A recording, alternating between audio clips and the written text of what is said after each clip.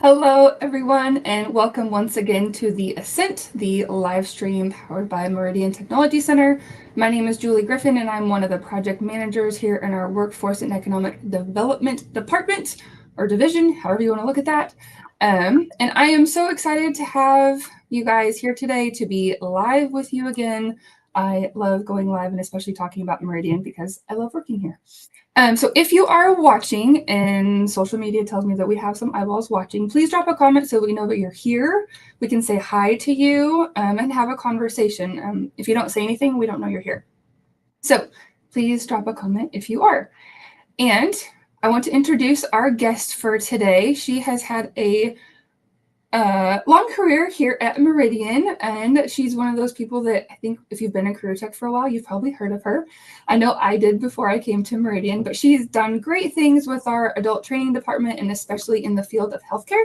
And so today she's going to share with us about all the different ways that you can have a pathway to a healthcare career and beyond, or otherwise. The path may go somewhere else. We'll see. So, hi, Rena, Hey, and good welcome morning. to the Ascent. Thank you. Or I guess it's noon now. Not I good guess morning. it is noon. Good morning. Good afternoon. Good afternoon seems so formal. Like good afternoon, good evening. It seems so formal. So like time for tea or something. I don't know. I know, right? Just make sure your pinky's out. You'll be fine. So thank you for being here. I'm excited to learn more about what you guys do on that side of our division and to share, obviously, with all of our audience here that's watching us today. So just to get started, why don't you just tell us a little bit more about you and your career here at Meridian?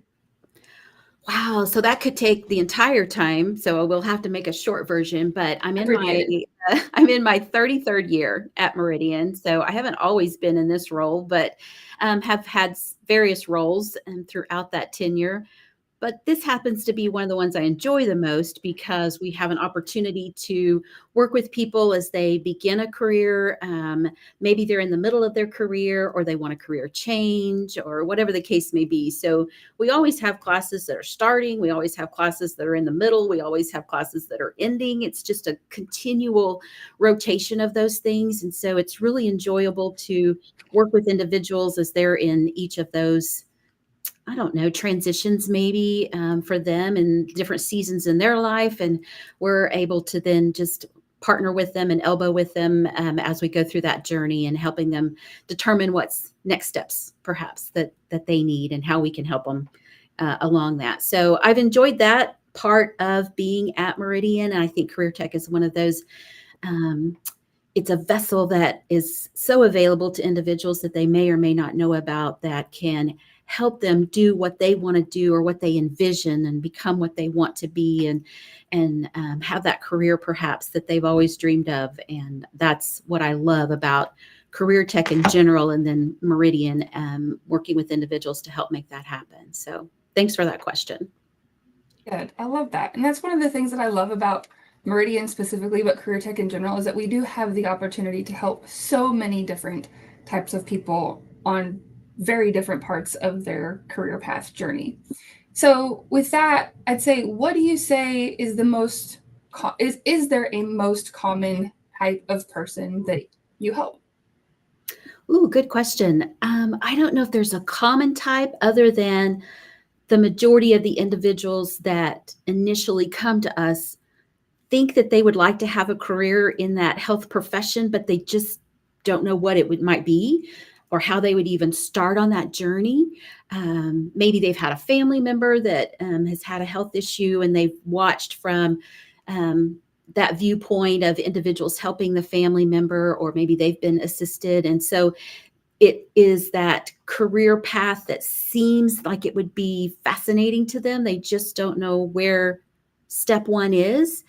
And a lot of individuals think that it has to begin in a college setting or a college level setting, or that they have to have a bachelor's degree in something before they can even start down a health path. And so just being able to have that conversation and let them know that, first steps are exactly that. And they don't necessarily have to be in the higher education realm. You might end up there if, depending on what pathway you want to take and where your ultimate goal is.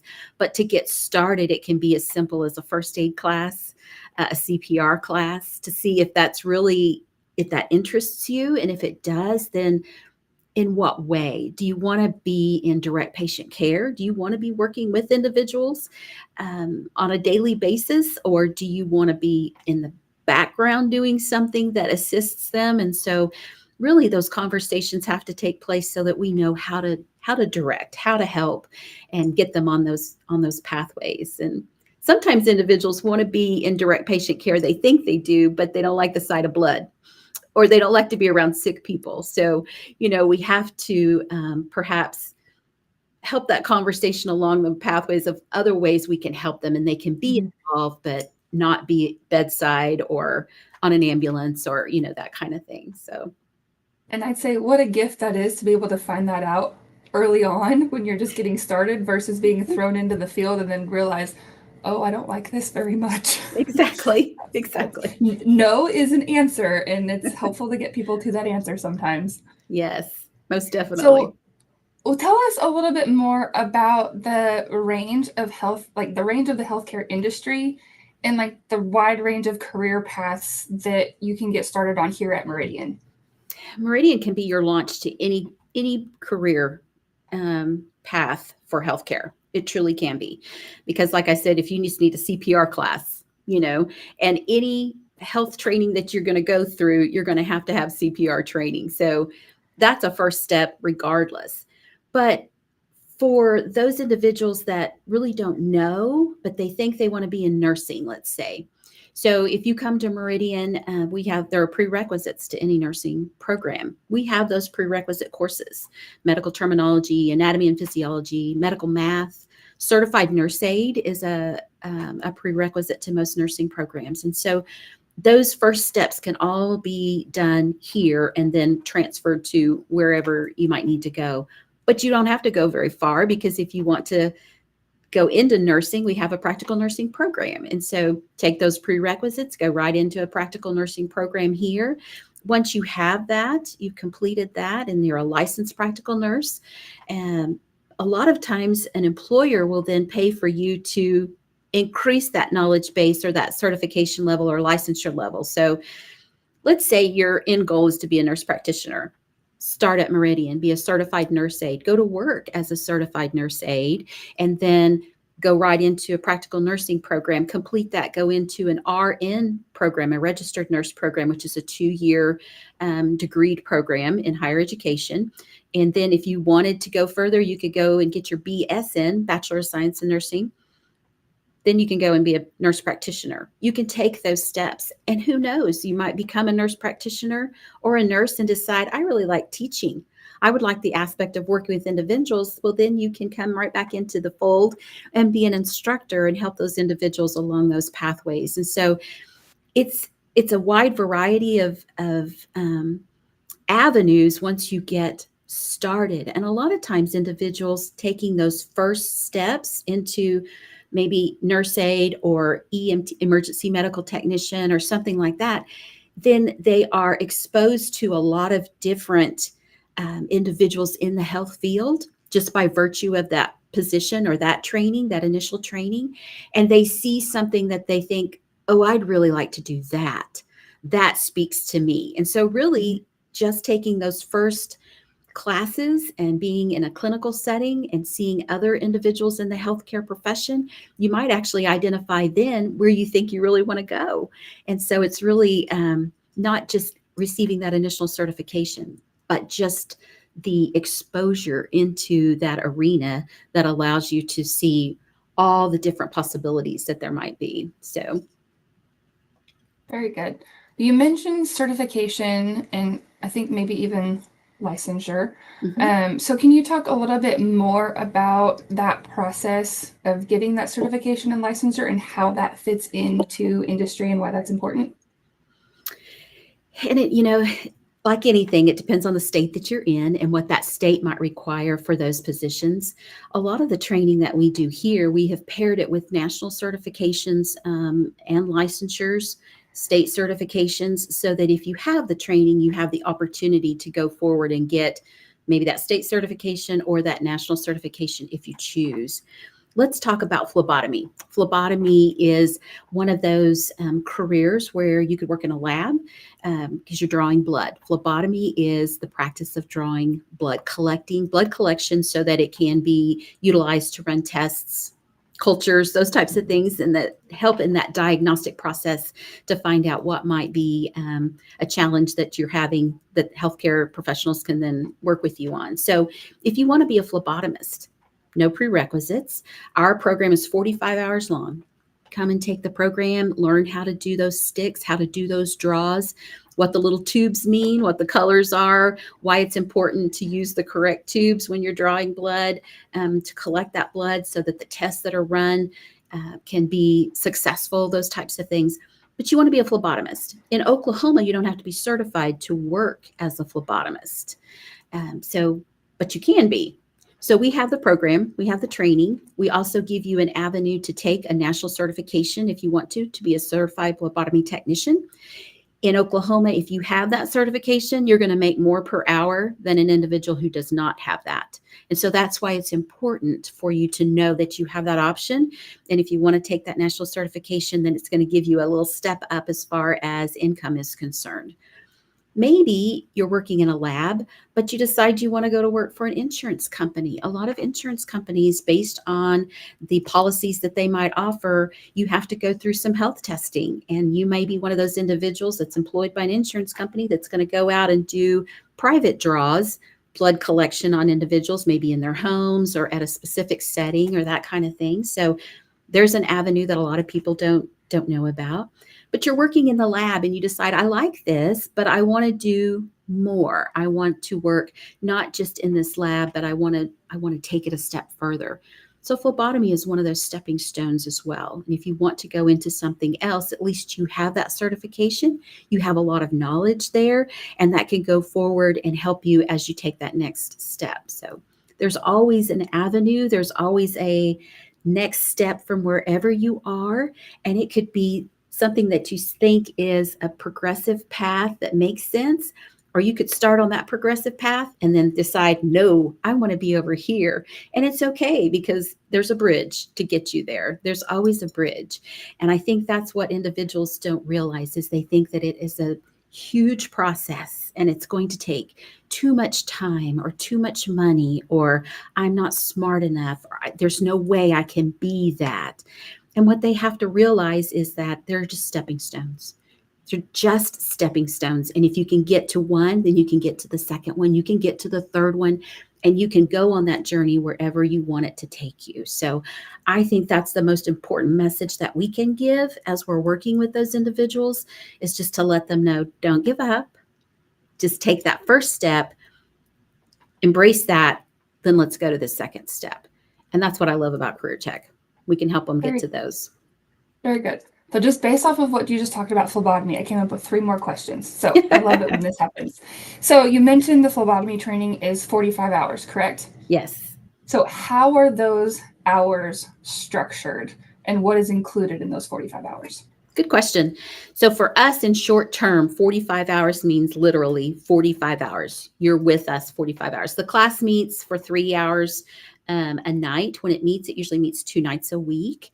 And so during that 45 hours, you are going to learn the basics of that blood collection, what that means, what the aspects of it are, how to do it successfully, how to make sure that you understand if you get an order for a specific test, that you understand what you need to pull together to collect that blood, to put it in those vessels so that those tests can be run, and how you then transport that to the lab or wherever it might be in order for them to run those tests. So that's what you're learning in that 45 hours. You're going to do sticks on what we call rubber arms, the mannequin arms. You're going to do that. You're going to stick each other in the classroom, and then you're going to bring in individuals, family, friends, those that you can coerce perhaps to come in and be your patient, and you're going to learn to stick on them as well. And so you'll have those live draws before you ever then go into an employment situation, and you'll have to have successful draws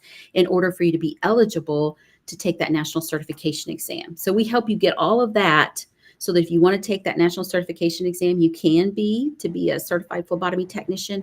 And then you have that in your backpack as you go and you apply for positions. Very good. So I know just from my experience working in career tech, some of the health programs also have like clinical hours included Yes. in their class. So it sounded like phlebotomy wasn't one of those that goes on site to clinicals, but I know some of the other ones do. So how do those clinical hours, clinical sites work? And maybe even include in that, what are some of your partners that we work with to get those clinical hours? Clinical hours are an important component of any training that we do in the healthcare field.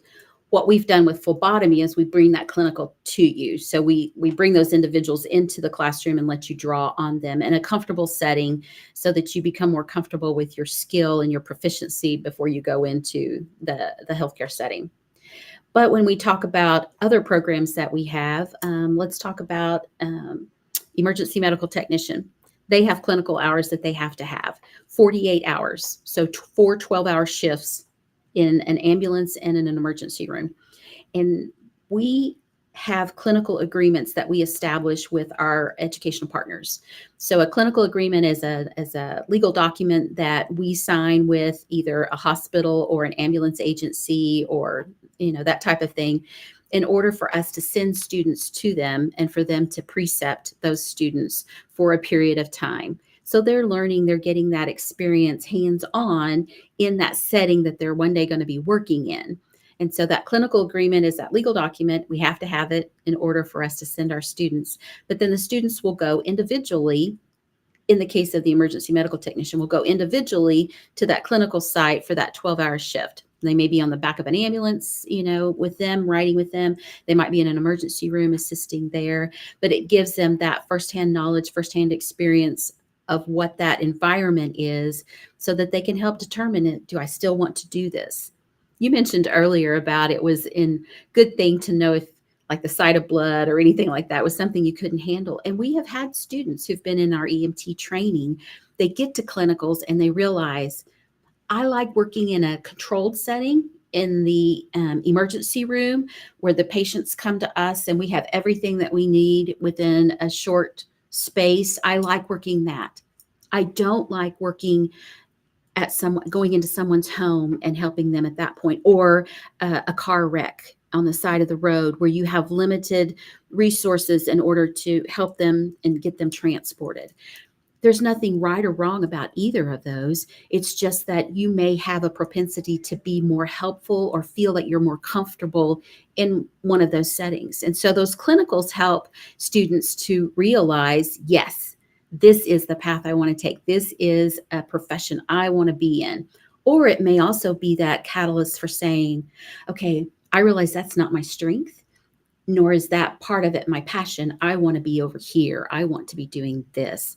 So those clinicals are a learning situation, not just for knowing what's going on in those avenues, but also helping you decide if you see yourself there. So. For sure. I think that's such a critical piece of the training. And that's what I love about career tech is we give people that relevant hands-on training that really prepares them for when they go into the field. So I love that that's a part of our health programs as well. What are some of the trends that you're seeing regarding workforce in the healthcare industry? That's an interesting question post-COVID because pre-COVID, not everybody, but people wanted to be in health. I want to help people. I want to be there. During COVID, we lost a lot of individuals in the profession, right? That was a very traumatic time for those that worked in healthcare because you were so limited on some of the things that you could do and the ways that you could help, such a nasty, pandemic. And so we did lose some veteran people during that time because they just couldn't take it anymore. So now in healthcare, a trend is we have a lot of availability for individuals to come in those entry-level positions, right? Because anytime you lose a senior level, retire out, whatever the case may be, and people move up, then you have that entry level that now is needing some attention. And so a lot of the training that we do is that entry level. And so that's now open for individuals.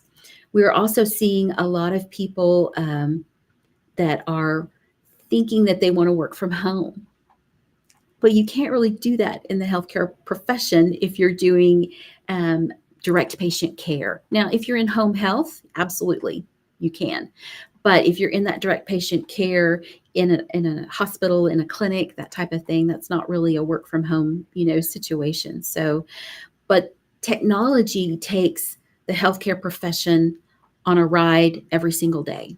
Every advancement in technology eventually comes into that healthcare setting, whether it might be in equipment that's utilized or software that's now available to help speed up the process of diagnostic, work, whatever the case may be. So as fast as technology moves along, then there is a progression in the healthcare setting that does that as well. So it's always moving, it's always needed, and it's always available for those individuals that are interested in it.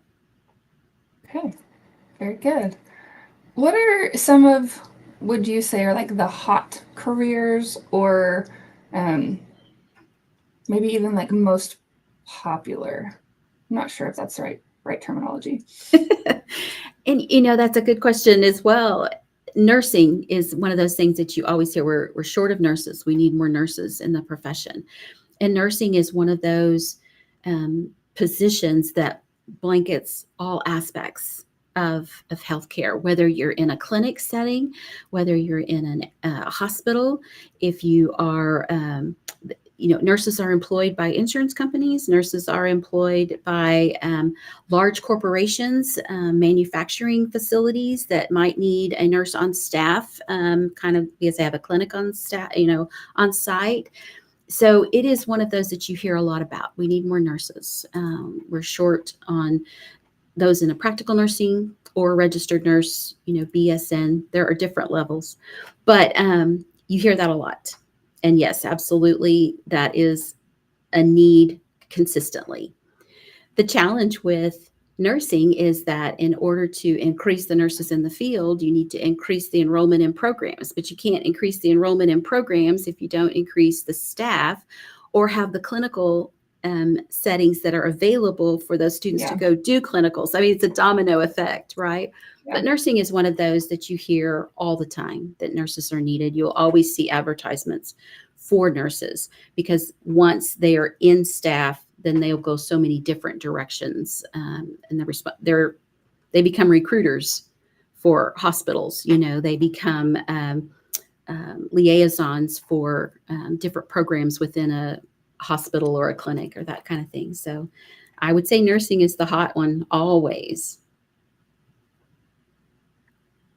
Awesome. I've seen that too. And I think it's interesting when you think about nursing in general, because I have a really good friend she's a nurse, but her career has been really diverse as that nurse, but she was in, ER, and then she was like a cardiac nurse, and now she's kind of in a less stressful situation, like a day-to-day clinical site, but it's all been in that nursing frame, but have very different experiences and specialties. And I think that's really interesting.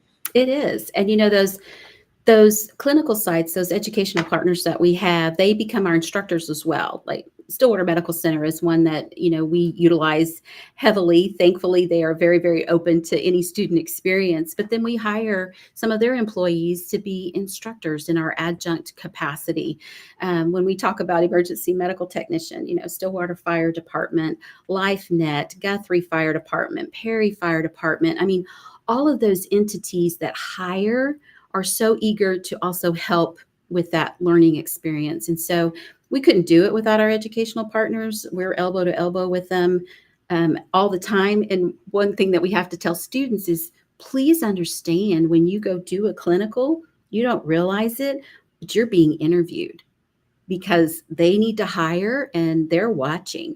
And so you have the benefit of the clinical experience, but they have the benefit of watching you when you don't think you're being watched, and you're being interviewed whether you realize it or not. But a lot of times then they go in and they pluck those students from us right after they complete and get their certifications, then they're employed. And so that's another benefit of having those, those clinical partners.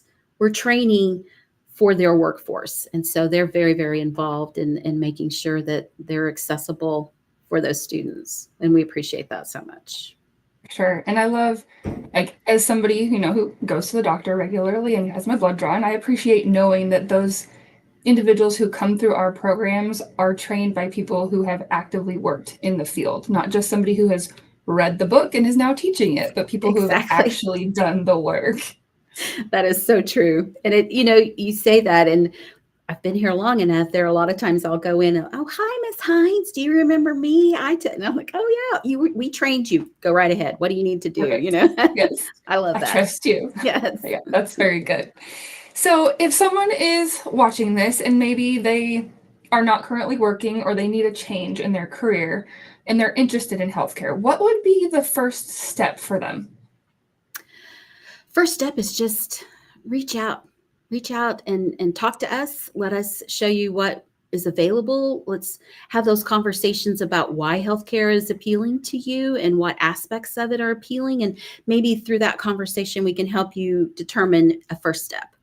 And we have a lot of availability of first steps. And so we're happy to have that conversation. Don't ever think that you can't afford it or that you're not smart enough or that you can't accomplish it, because it's those incremental steps that get you where you want to go. And so let's have the conversation.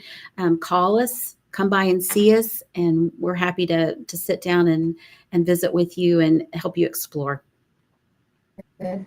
And if you are interested, I've popped a QR code up right there. It's always hard to figure out where to point. Right in this top corner. You can scan that QR code and it will take you to the healthcare training page on Meridian's website. I think Rena's contact information is at the bottom of that page. And I know she and the others who are in her department are lovely people who would love to help you get started. So before we sign off, Rena, is there anything else that you would like to add that maybe we didn't cover? And I think I've said it already, but just don't decide that you can't do before you reach out and explore, because even if it doesn't happen to be healthcare, you might come and visit with us and there might be something else that piques your interest, and that we can help you on that pathway as well. So regardless of where you are, what you're doing, and where you think you want to be, just don't feel like you can't reach out and ask the questions and take the steps, because we're here for you. That's right. I think we say it in the intro video, and I said it in the event for this, but Meridian can really help take you from where you are today to where you want to be tomorrow. So Rena, thank you so much for joining me today, for being my guest. Usually I say join us next month, but we're going to take July off since it's so close to the holiday. And once I get my August guest figured out, I will post that on the Meridian page as well. So again, Rena, thank you so much for being with me today. Those of you who are here watching or you're watching the replay, thank you for being here. I hope you reach out to Rena if you have interest in healthcare programs at Meridian, and I hope you guys have a great summer. We'll see you next time. Yes. Take care. See you. Oopsies. Hang on.